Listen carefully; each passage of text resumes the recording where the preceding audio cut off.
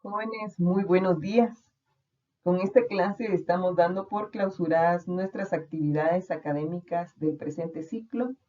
Antes de iniciar con la clase, quiero mencionar pues que este año, al igual que el 2020 y el 2021, ha sido bastante difícil, ya que pues la educación ha tenido que enfrentar retos bastante grandes al volverse virtual. Esto ha hecho que se pierda el contacto directo de los maestros con los alumnos, lo cual es sumamente importante no solo para garantizar una mayor educación en cuanto a conocimiento, sino también porque el contacto humano garantiza que este aprendizaje sea mucho mejor. Al igual, para el estudiante han venido a enfrentarse retos mayores, ya que la educación virtual requiere más compromiso de su parte, se requiere que sean muy disciplinados y sobre todo que tengan mayor interés en lograr la excelencia académica, la cual se basa fundamentalmente en su autoformación. Además de eso, nuestra carrera es muy compleja y demanda en todos ustedes un alto rendimiento académico, ya que al graduarse ustedes estarán a cargo de vidas humanas, por lo que es muy importante que su preparación sea de una forma correcta y sobre todo el sentido de responsabilidad de cada uno de ustedes y que cada uno se conduzca de una forma íntegra en cuanto a lo que son sus valores, eh, tanto morales como éticos. Finalmente, quiero desearles lo mejor, sigan adelante, den lo mejor de sus esfuerzos y no se olviden que el ser un buen médico no es solo tener todo el conocimiento en cuanto a cómo nosotros vamos a hacer el diagnóstico de una enfermedad o los tratamientos de cada una de las distintas enfermedades, sino que también requiere conducirse con mucha sensibilidad al sufrimiento humano y sobre todo tener mucha empatía.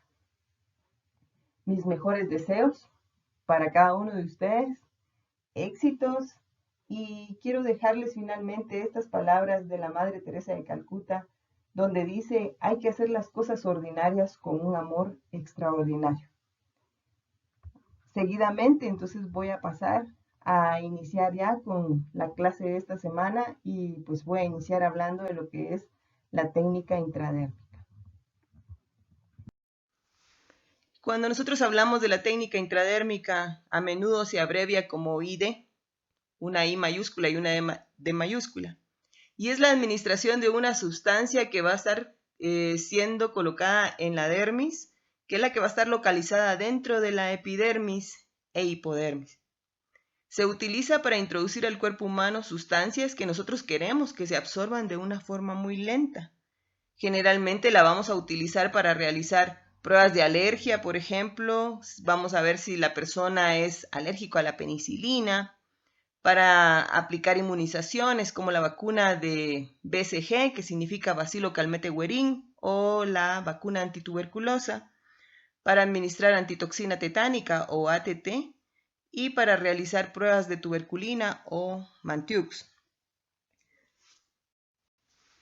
¿En qué lugares nosotros podemos administrar la técnica intradérmica? La podemos administrar en la región infraclavicular en el tórax anterior, en la región supraescapular en el tórax posterior, o lo podemos administrar en la región, en la cara interna del antebrazo. Sin embargo, una de las desventajas que tiene esta técnica es que la cantidad de fármaco que vamos a administrar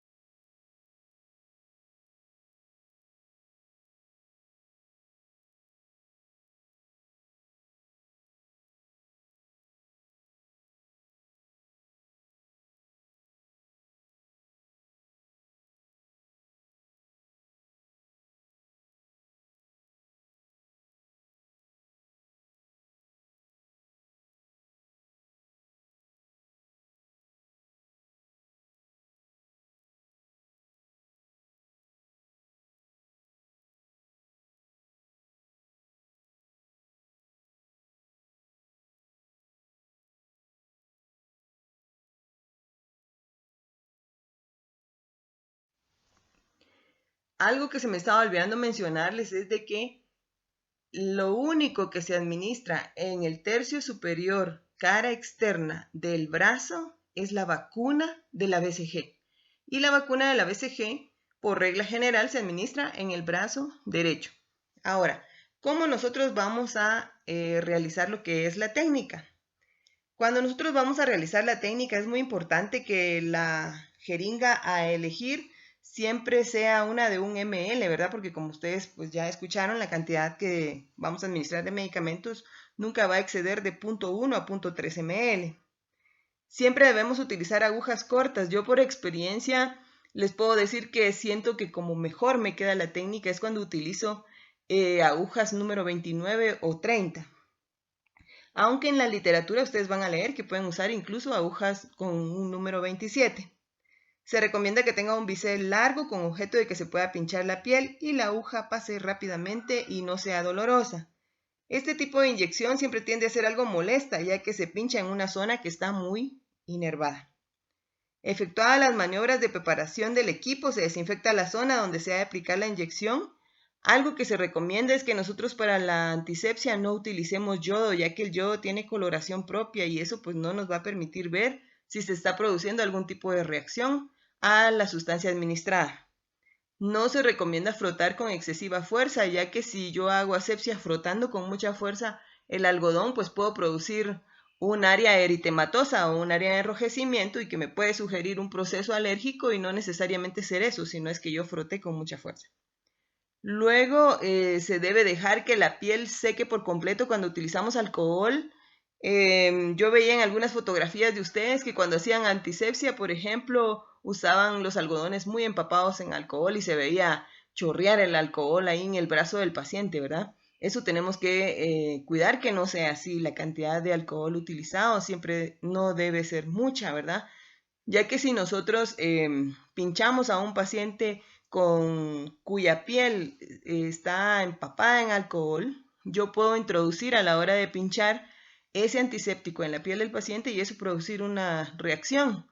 Y entonces van a decir, ay, ese doctor no sabe inyectar porque estoy todo, se me ve eritematosa el área, ¿verdad? Y simplemente fue que usted no tuvo cuidado en ver que el antiséptico se secara y de no utilizar mucho. Luego, ¿qué voy a hacer? Voy a estirar la piel con el dedo pulgar. Debo tomar la jeringuilla entre los dedos pulgar e índice. Coloco la aguja paralela a la superficie cutánea. El bisel siempre debe estar viendo hacia arriba. Introduzco la aguja. La forma como lo voy a introducir es totalmente paralelo a la piel. Y voy a ir observando cómo el bisel de la aguja va pasando a través de la piel. Entonces, ¿cómo es la forma en que se introduce la aguja dentro de la piel? Es totalmente paralelo a la piel, o sea, vamos a ir como en esta imagen, ¿verdad? A la par de la piel, introduciendo la agujita en un ligero ángulo de 15 grados. Yo generalmente cuando estoy en presencial con ustedes les digo, no agarren ningún ángulo, vayámonos paralelo, porque cuando agarran ángulo se van muy a lo profundo. Tenemos que ir totalmente superficial, justo por debajo de la epidermis. Ya que logramos llegar al área, entonces por la región en que estamos, realmente si ustedes ven otras literaturas les van a decir que no deben aspirar. Sin embargo, hay algunas personas que de forma muy superficial se les ven las grandes venas, ¿verdad? Entonces, si estamos cerca de una vena y esta es muy superficial, hay riesgo de que yo pinche esa vena. Entonces, lo ideal es que mejor siempre aspiremos para verificar que no estamos dentro de un vaso, ya que cada medicamento está destinado para ser administrado mediante la técnica que está recomendada. Luego entonces debo inyectar lento y suave hasta que se forme una ampolla o flictena. Si se forma la ampolla o flictena, quiere decir que yo administré mi inyección intradérmica de forma correcta. Luego debo retirar la aguja, debo agarrar una torunda de algodón sin antiséptico y debo colocarla solo en el espacio por donde va a salir la aguja con una presión suave para que el líquido no se salga. En esta técnica no vamos a aplicar masaje porque como estamos formando una ampolla, pues es doloroso que nos hagan presión sobre esa ampolla.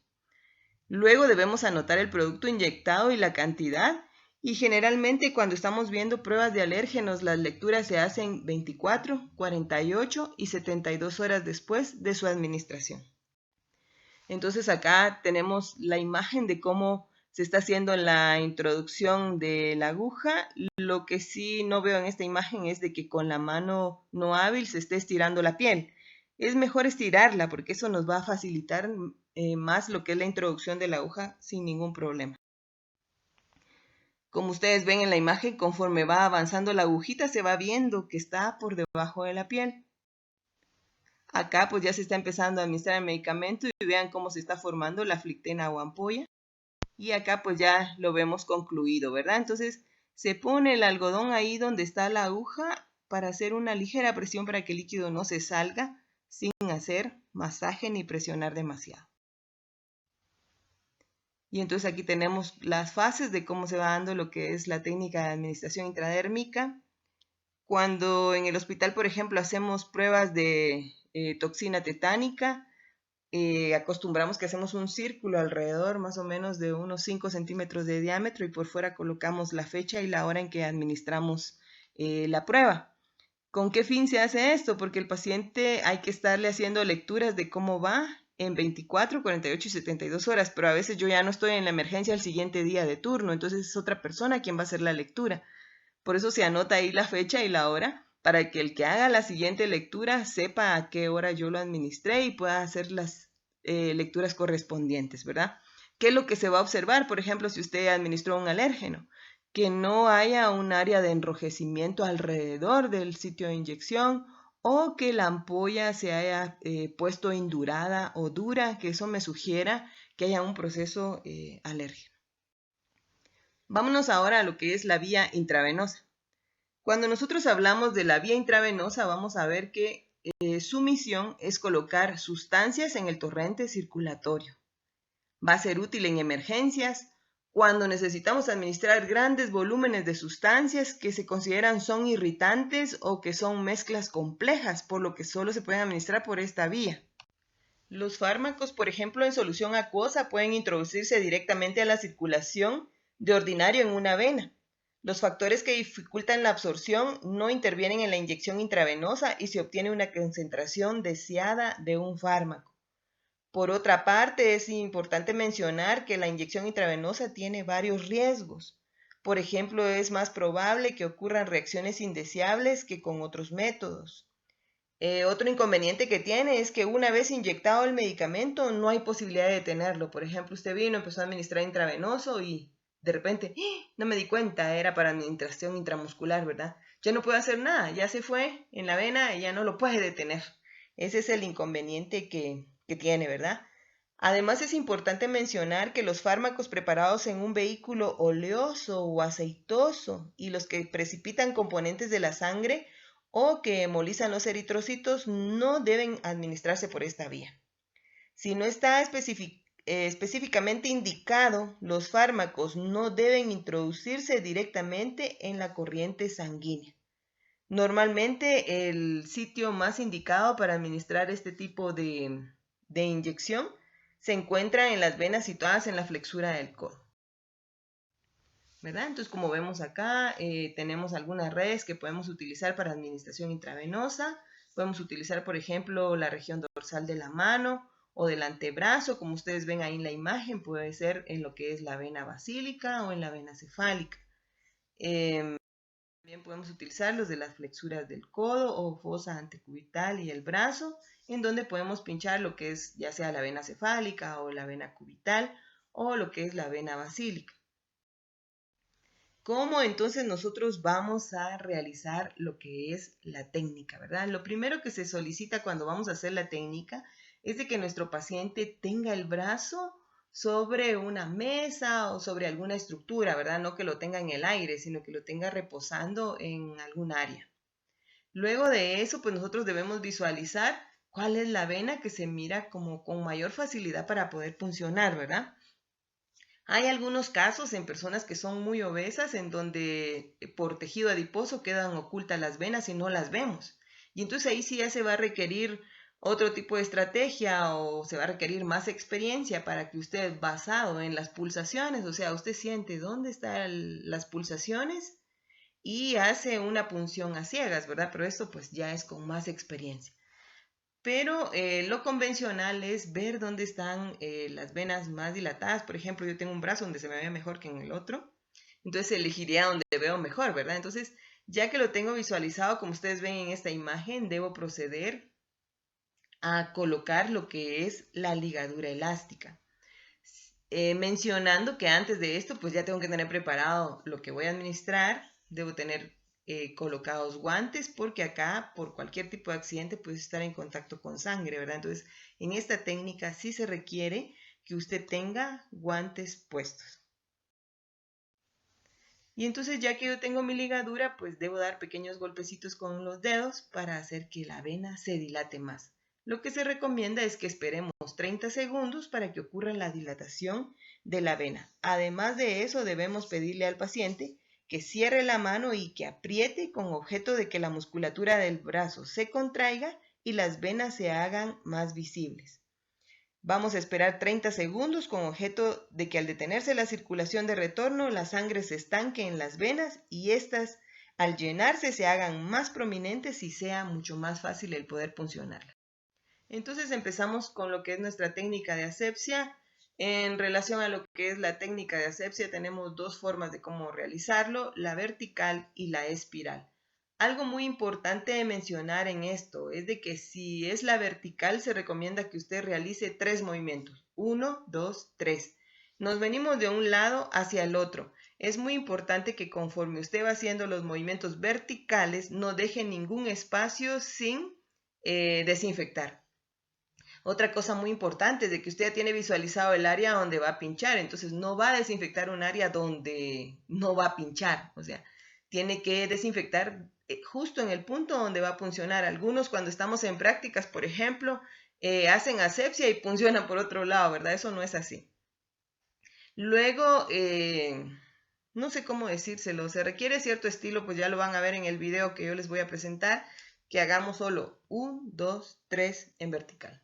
Ya no se regresa, se queda así, se espera que seque. Si es en espiral, empezamos en el centro y nos vamos haciendo un espiral hasta llegar hacia afuera en un ángulo o en un diámetro, perdón, de 5 centímetros alrededor del área donde vamos a puncionar. Algo importante es de que si al momento que usted terminó de hacer el espiral observa que hay una región donde no pasó, ya no es válido que usted le pase ahí en forma vertical nuevamente el algodón para completar, ¿verdad? Eso no se debe hacer. Se va en espiral. Si usted ve que algo le hizo falta, agarre otra torunda de algodón con alcohol y empiece de nuevo a hacer el espiral, pero no pase con el algodón sobre áreas donde supuestamente ya esterilizó. Luego, entonces, ¿cuál es lo siguiente que vamos a hacer? Vamos a pinchar la piel por medio de un movimiento rápido. La persona puede sentir dolor, pero esto va a ser únicamente durante el momento que pasamos la epidermis. Una vez que esto se pasa, la sensación dolorosa se quita. La aguja debe estar casi paralela a la zona donde se va a pinchar con una inclinación de 25 grados únicamente para entrar a la profundidad. Algo muy importante es de que cuando nosotros puncionamos una vena, al momento que se dilatan, como vemos aquí en la imagen, se observan así bien grandotas, ¿verdad? Hay algunos que emocionados pinchan directamente sobre ella. Eso no es recomendable, sobre todo que tenemos presión arriba debido a la ligadura. ¿Por qué? Porque se va a parar el chorro de sangre y nos va a asustar y no vamos a saber qué hacer. Entonces la recomendación es que ustedes pinchen así paralelo a la vena y luego se vayan introduciendo en ella a un lado, no por encima. Una vez que nosotros creamos haber entrado en la vena, entonces debemos tirar ligeramente del émbolo de la jeringa para ver si en la unión de la aguja con la jeringa se ve una mancha de sangre. Si es así, quiere decir que ya hemos logrado pinchar la vena.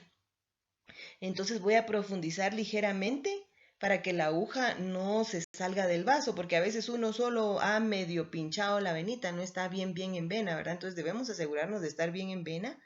Volvemos a comprobar tirando del émbolo si hay sangre, entonces si vemos que sí, entonces Vamos a proceder a retirar la ligadura del brazo, cuidando de que esa aguja no se mueva del lugar donde está.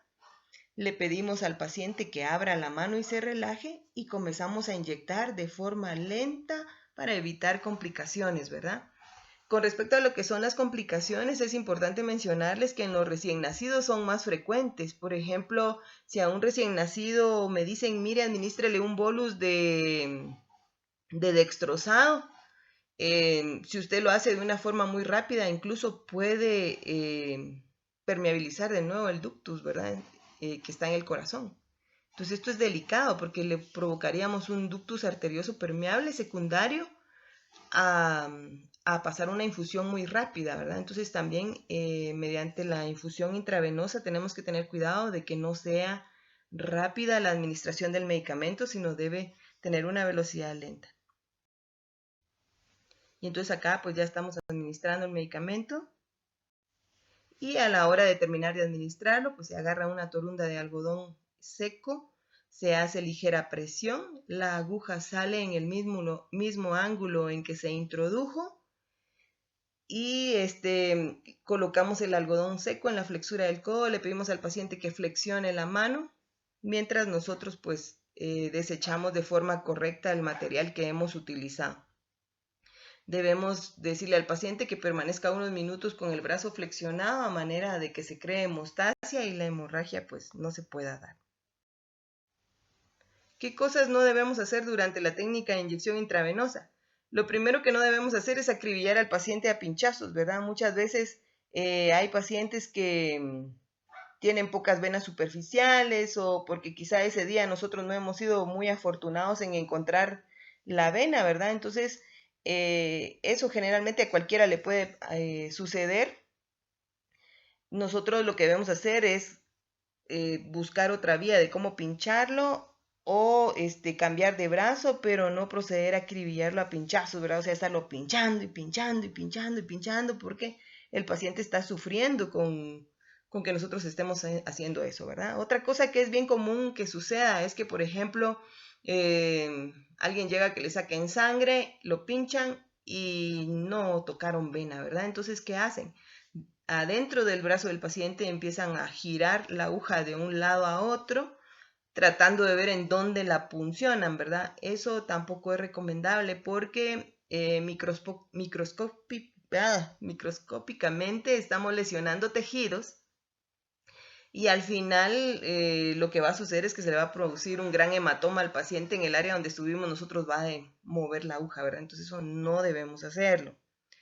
Además de eso, nunca debemos elegir venas de poco calibre.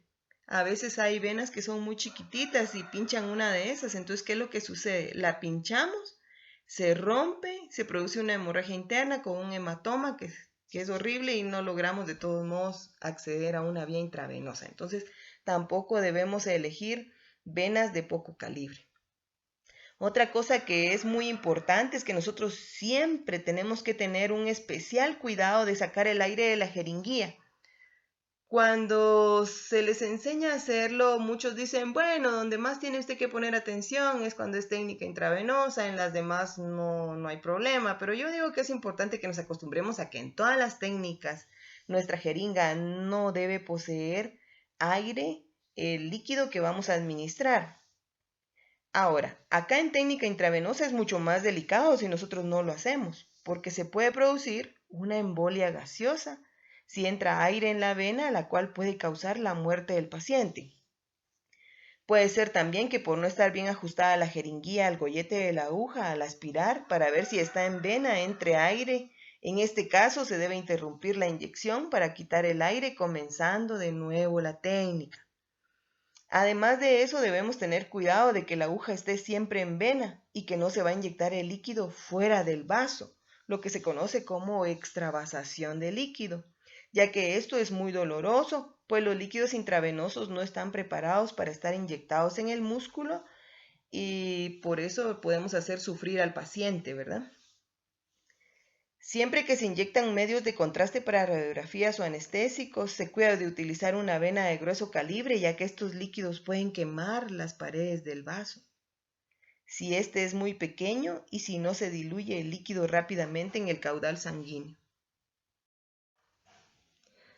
Ahora, esto es como un pequeño tip que les quiero dejar cuando nosotros vamos a administrar soluciones intravenosas, sobre todo, por ejemplo, vamos a poner solución Harman, solución salina o algún tipo de extrosado, cómo nosotros debemos calcular la velocidad de infusión. Es importante que sepamos que un ml es igual a un cc y un cc es igual a 20 gotas y 20 gotas es igual a 60 microgotas. Generalmente los microgoteros se utilizan para infusiones intravenosas en niños y las gotas en adultos. Ahora, si yo quiero calcular cuántas gotas por minuto voy a dejar el goteo de una solución, es importante saber que la forma de calcularlo es multiplicando la cantidad de líquido que voy a administrar por 20 gotas, y lo voy a pasar mediante gotas, y el tiempo en el que se va a pasar la perfusión, este tiempo expresado en minutos. Entonces, si yo quiero pasar 500 ml mediante gotas, entonces voy a multiplicar 500 ml por 20 gotas que tiene un ml y lo voy a dividir dentro de 8 horas, que es el tiempo en que voy a pasar esa infusión, y estas 8 horas va a ser igual a 480 minutos. ¿Eso qué quiere decir? Que la velocidad de perfusión de esta solución a administrar va a ser de 20.83 gotas, lo cual puedo aproximar a 21 gotas. Esto va a significar que la solución, si está pasando a este goteo, muy posiblemente va a terminar unos cuantos minutos antes de las 8 horas, porque estamos haciendo una aproximación. Si en dado caso la solución la voy a administrar a un bebé o a un niño pequeño, entonces lo voy a hacer en microgotas con un microgotero. Entonces voy a multiplicar 500 ml por 60 microgotas que tiene un ml. Esto lo divido entre las horas en que voy a utilizar la infusión, pueden ser 8 o 12 horas, pero en este caso el ejemplo es de 8 horas, que es igual a 480 minutos, y la velocidad de infusión que me da es 62.5 microgotas, lo cual puedo aproximar a 62 o a 63. Si lo aproximo a 62, sé que va a tardar unos minutos más de las 8 horas, y si lo aproximo a 63, un poquito menos de las 8 horas. Y entonces acá pues ya queda la infusión de mi paciente para ser administrado por vía intravenosa durante 8 horas. Ahora vámonos a lo que es la vía intratecal. Con respecto a lo que es la vía intratecal, lo que vamos a hacer es la introducción de drogas en el líquido cefalorraquídeo por medio de una punción lumbar para poder ejercer efectos locales sobre la médula espinal, meninges cerebroespinales y raíces raquídeas. Muy importante mencionar que las meninges son las membranas que envuelven a lo que es el sistema nervioso central. Tiene 3 capas que son la dura madre, la aracnoides y la pía madre. Y hay un espacio que existe entre la aracnoides y la pía madre que recibe el nombre del espacio subaracnoideo. Ahora, ¿cuáles son las funciones de las meninges craneales? Dentro de las funciones es proteger al encéfalo, constituyen la trama de soporte de las arterias, venas y senos venosos, engloban una cavidad llena de líquido, el espacio subaracnoideo, que es vital para la función normal del encéfalo. Las meninges están compuestas por 3 capas de tejido conectivo membranoso. La dura madre, que también se le conoce como dura, es una capa fibrosa externa, fuerte y gruesa, que generalmente va a estar en relación con el hueso. La aracnoides, que es una capa intermedia delgada, recibe el nombre de aracnoides porque tiene forma como una tela de araña. Si ustedes lo logran ver acá en la imagen, ¿verdad? Cómo se le observan las como fibritas en forma de tela de araña. Y por último, la pía madre, que se le conoce con el nombre de pía, que es la capa interna, delicada y vascularizada que va a estar en contacto con lo que es la masa encefálica. Las capas intermedia e interna, que son la aracnoides y la pía madre, son membranas continuas que reciben en conjunto la denominación de leptomeninge, del griego que significa membrana fina. La aracnoides está separada de la pía madre por el espacio subaracnoideo o leptomeningio que contiene al líquido cefalorraquídeo. Este espacio lleno de líquido ayuda a mantener el balance de líquido extracelular en el encéfalo. El líquido cefalorraquídeo es un líquido celular transparente cuya constitución es similar a la de la sangre. Proporciona nutrientes, pero tiene menos proteínas y una concentración iónica diferente a la sangre. El líquido cefalorraquídeo es muy importante mencionarles que se forma en los plexos coroideos de los 4 ventrículos del encéfalo. Este líquido abandona el sistema ventricular y penetra en el espacio subaracnoideo entre el aracnoides y la pía madre, donde hace una función como de almohadilla y además de eso nutre al encéfalo, ¿verdad? Entonces, ¿por qué es importante mencionar todo esto cuando hablamos de técnica intratecal? Porque a la hora que nosotros vamos a puncionar esta región, pues vamos a ver que si lo estamos haciendo de una forma adecuada, va a haber salida de líquido cefalorraquídeo. Entonces, quiere decir que vamos a estar localizados dentro de lo que es la pía madre y la aracnoides, que es la región en donde se va a administrar el medicamento mediante la vía intratecal. ¿Cómo es el procedimiento? El procedimiento, para poder realizarlo, nosotros vamos a colocar al paciente en decúbito lateral cerca del borde de la cama. El paciente debe estar con las rodillas flexionadas hacia el estómago y la cabeza hacia el tórax. Esta posición va a hacer que los espacios intervertebrales se ensanchen y que haya más espacio entre lo que son las apófisis espinosas de las vértebras. Si el paciente es obeso, si padece de artritis o escoliosis, es preferible que esté sentado e inclinado hacia adelante. Entonces, esta es la primera posición. Vean cómo el paciente en la orilla de la cama tiene rodillas flexionadas y la cabeza flexionada hacia el abdomen, ¿verdad? A manera de que los espacios intervertebrales se separen para que sea más fácil poder puncionar. Como ustedes ven en esta imagen, lo que son las crestas ilíacas póstero-superiores van a ser las que nos van a servir de referencia, ya que si hacemos una línea imaginaria entre el borde superior de la espina ilíaca del lado derecho y lo mismo con la del lado izquierdo y trazamos una línea imaginaria, vamos a estar justo en el espacio entre L3 y L4. Acá tenemos otra vez para que ustedes vean, por ejemplo, donde estamos viendo la primera flechita, vamos a encontrar el espacio entre L4 y L5. Y esta es la posición que se utiliza en personas que son obesas, por ejemplo, que tienen escoliosis o que tienen artritis. Van a estar sentados, inclinados hacia adelante mientras realizamos la punción. Otra cosa muy importante de mencionar, como lo estamos viendo ahí en la imagen para aprovechar, es de que cuando nosotros hacemos técnica intratecal, pues acá se va a necesitar equipo totalmente estériles. Los guantes a utilizar son guantes estériles. Generalmente lo que se utiliza para desinfectar es iodopovidona y vamos a necesitar un campo estéril para poder manipular en el área. Entonces, lo que vamos a hacer es introducir una aguja. Dentro de las agujas que se recomiendan para esta técnica, se recomienda que pueda ser una aguja de Sprotte o Whittage, ¿verdad? Que son las agujas que se consideran que dan menos efectos secundarios, como por ejemplo la cefalea, que es una de las más comunes. ¿Qué es lo que se va a hacer? Antes de continuar explicando qué se va a hacer, mencionarles que esta técnica, pues esta no la practicamos nosotros en clase porque pues requiere mucha experiencia, ¿verdad? Después de ustedes ver a varias personas hacerlo, pues ya pueden ustedes intentar hacerlo, ¿verdad? Es sumamente delicada, como vamos a ver más adelante, se producen demasiados riesgos. Importante mencionar es de que cuando nosotros vamos a puncionar, nunca se debe puncionar por encima de una apófisis espinosa, sino lo vamos a hacer en el borde inferior de la apófisis espinosa que está arriba. Si ustedes logran ver en esta imagen, tenemos la apófisis espinosa de la vértebra que se mira de color amarillo y la aguja está ingresando justo por debajo de ella,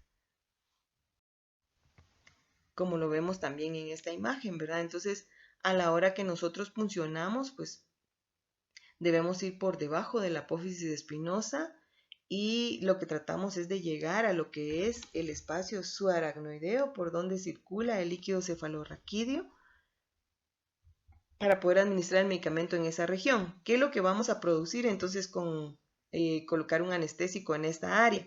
Vamos a hacer que se quede sin sensibilidad toda la parte inferior del cuerpo, ¿verdad? Del abdomen hacia abajo, los miembros inferiores van a quedar adormecidos y el paciente pues va a estar consciente, va a poder mover los brazos, más no así las piernas.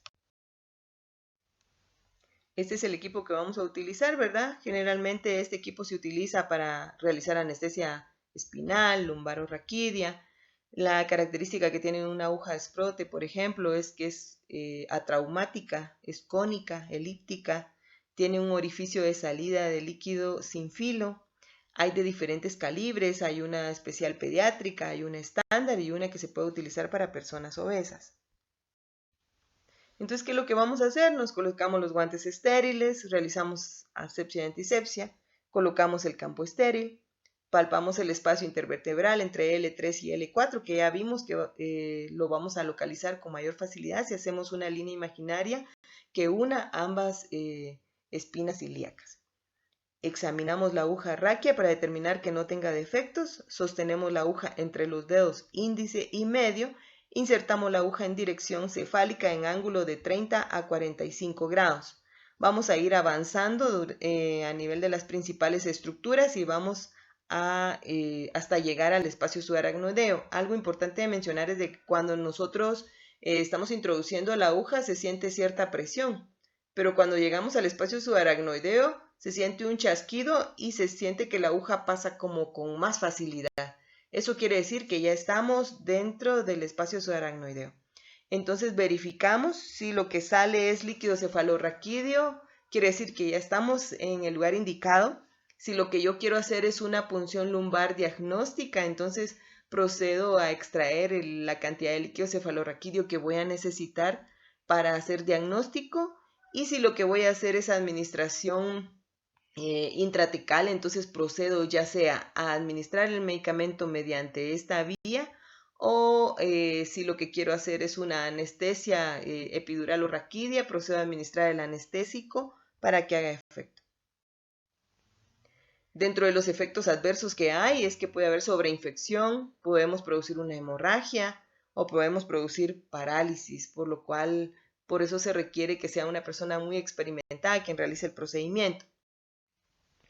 Dentro de las complicaciones que se mencionan, la más común, la cefalea, ¿verdad? La cefalea que generalmente puede aparecer en las primeras 24 a 48 horas post-punción. Generalmente se da con mayor frecuencia en la región frontal u occipital y se acentúa cuando la persona tiene una posición erguida y disminuye cuando la persona está en decúbito. Otro puede ser el dolor de espalda en el área de punción, también se puede presentar, por lo que se solicita que luego de realizar la punción el paciente se quede recostado por lo menos durante 1 hora. También podemos producir traumatismo de raíces nerviosas, puede haber herniación del cerebelo o del bulbo raquídeo, podemos presentar o se puede producir también una espondilitis infecciosa, hemorragia subaracnoidea y subdural, dolor radicular principalmente se irradia a los miembros inferiores. También podemos producir paresia de miembros inferiores causada por un hematoma epidural, generalmente en pacientes que recibían tratamiento anticoagulante poco antes o después de la punción.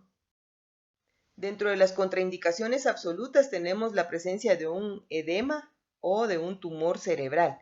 Si alguien tiene edema cerebral o un tumor, está contraindicado realizar este tipo de técnica. Dentro de las contraindicaciones relativas se menciona, por ejemplo, la presencia de infección en la piel y tejidos en la zona donde nosotros vamos a puncionar. Si alguien cursa con este tipo de inconveniente, pues no podemos practicar la punción en esa área. También si alguien tiene defectos de desarrollo de la columna vertebral y de la médula espinal, no podemos utilizar técnica intratecal. Tampoco si hay trastornos de la coagulación, por ejemplo, que presente un INR mayor a 1.5 o un tiempo parcial de tromboplastina mayor de 2 o un recuento de plaquetas en sangre menor de 50.000, no debemos pinchar intratecal. Y también si hay sospecha de una hemorragia subaracnoidea, ¿verdad? Si hay sospecha de una hemorragia subaracnoidea, se recomienda que hagamos un ataque cerebral para corroborarlo antes de puncionar. Si lo que nosotros queremos hacer mediante la técnica intratecal es una punción lumbar con una indicación diagnóstica, ¿cuándo pudiese o cuáles pueden ser las indicaciones para hacer una punción lumbar? Por ejemplo, si yo sospecho una infección del sistema nervioso central, ¿verdad? Por ejemplo, si hay sospecha de una meningitis, entonces procedo a extraer líquido cefalorraquídeo para poder analizarlo. También si el paciente presenta una enfermedad autoinmune del sistema nervioso central, si tiene una enfermedad metabólica, sobre todo si se trata de una leucodistrofia, si tiene alguna neuropatía, si hay sospecha de una hemorragia subaracnoidea que no está todavía confirmada por tomografía computarizada. Otras enfermedades del sistema nervioso central, cuando la exploración del líquido cefalorraquídeo puede ser útil para el diagnóstico, por ejemplo, cuando sospechamos que el paciente tenga una meningitis neoplásica, ¿verdad? Entonces acá serían las indicaciones diagnósticas para utilizar una punción lumbar. Con respecto a lo que es la vía intracardíaca, es importante mencionar que la vía intracardíaca se utiliza únicamente en caso de paro cardíaco. Es sumamente raro el poder realizarla. Yo les podría mencionar que he tenido la oportunidad de realizar 2 punciones intracardíacas. Las realizamos en 2 pacientes que habían sufrido de paro cardíaco, ¿verdad? Generalmente para poder realizarla vamos a utilizar una aguja número 22 de 10 centímetros de largo. El lugar donde vamos a pinchar es a nivel del cuarto o quinto espacio intercostal, línea parasternal izquierda, o podemos hacer el otro abordaje, ¿verdad? Que es el abordaje parashifoideo. Con respecto al abordaje, al abordaje parashifoideo es el que más se recomienda porque es el que menos efectos secundarios tiene o donde hay menor riesgo de poder dañar lo que es la arteria coronaria descendente anterior. ¿Cómo se va a hacer? Se inserta la aguja a la izquierda del apéndice shifoides en dirección cefálica, posterior y lateral, en un ángulo de 45 grados, en dirección del hombro izquierdo. O sea, nos vamos a ir a un lado del apéndice shifoides, buscando hacia la cabeza, en ángulo de 45 grados, a nivel de lo que es el hombro izquierdo. Mientras uno va puncionando, aquí sí vamos pinchando y vamos aspirando. Al momento que nosotros puncionamos el pericardio, la jeringa se nos va a empezar a llenar de sangre, entonces quiere decir que ya estamos en la posición adecuada. El abordaje parashifoideo también se utiliza para punción del pericardio.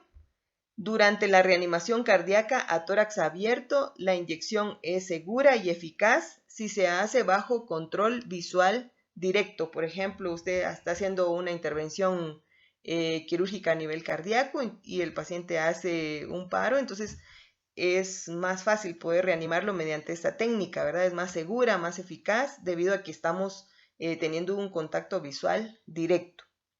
Cuando son administradas en el ventrículo izquierdo, por ejemplo, si vamos a utilizar adrenalina o algún tipo de agente antiarrítmico, este va a ser eficaz a la mitad de la dosis que utilizamos por vía intravenosa, ¿verdad? Entonces ya no necesitamos dar una dosis completa, sino la mitad de la dosis. Por ejemplo, si a la hora de calcular vemos que de adrenalina íbamos a necesitar un cc, acá ya solo vamos a necesitar medio, por ejemplo. Algo muy importante mencionar es que el bicarbonato de sodio no debe ser administrado por vía intracardíaca.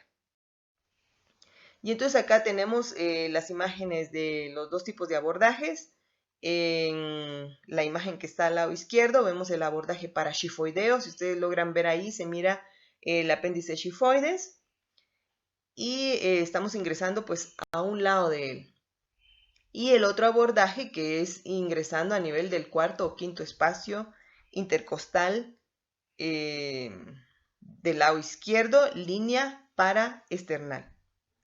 Acá tenemos una imagen del abordaje parashifoideo para que ustedes lo vean de una mejor forma. Entonces vemos que vamos justo al lado del apéndice shifoides en ángulo de 45 grados en dirección cefálica hacia el hombro izquierdo. Y el otro abordaje, ¿verdad? Que es a nivel del cuarto o quinto espacio intercostal izquierdo, línea paraesternal izquierda. ¿Cuándo no se recomienda realizar la técnica intracardíaca? No está recomendada durante la reanimación cardiopulmonar o cuando un paciente tiene un problema de un tórax cerrado.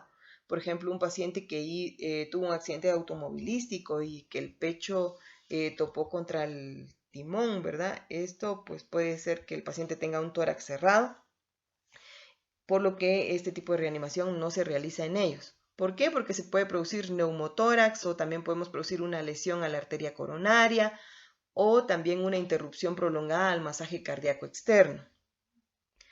Si ocurre inyección inadvertida en el miocardio en vez de la cavidad miocárdica, puede llevar a una arritmia rebelde, por lo que también tenemos que tener mucho cuidado. Una inyección intracardíaca de adrenalina solo debe considerarse en caso excepcional en donde nosotros no hayamos encontrado una vena accesible o que la vía endotraqueal no ha sido establecida. ¿Qué quiere decir eso? Que no a todo paciente que me hace un paro cardiorrespiratorio yo le voy a utilizar en él la vía intracardíaca, ¿verdad? Únicamente la voy a utilizar en casos extremos. Por ejemplo, un paciente que necesitamos encontrar una vía vascular periférica y no la encontramos. Aún no le han colocado un tubo endotraqueal, ¿verdad? Que eso es sumamente raro. Lo primero que uno hace es buscar una vía periférica y luego simultáneamente en lo que uno está haciendo eso, otro ya está colocando un tubo endotraqueal. Entonces es bien difícil que cualquiera de estas dos circunstancias no se haya dado. Solo en ese caso, entonces ya decidiría yo aplicar técnica intracardíaca.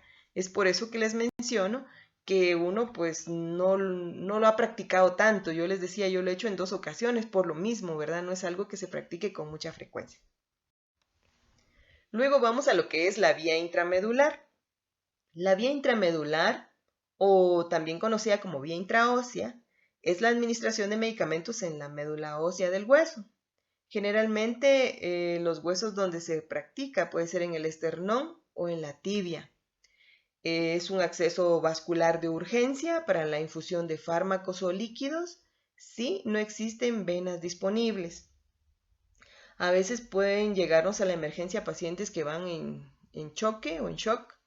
No encontramos un acceso vascular debido a que hay vasoconstricción, entonces no encontramos las venas o las pinchamos y no logramos un acceso venoso, ¿verdad? Y no sabemos cómo hacer la infusión de líquidos al paciente de una forma rápida para mejorar el estado en que él está. De ser así, entonces tenemos lo que es la vía intramedular como una vía accesoria que podemos utilizar. Su utilización se basa en que la cavidad medular de los huesos largos está ocupada por una rica red de capilares sinusoides que drenan a un gran seno venoso central que tiene la característica que no se colapsa ni siquiera en caso de paro cardiorrespiratorio. Y esto nos permite pasar fármacos y líquidos a la circulación general de forma muy similar a la vía intravenosa.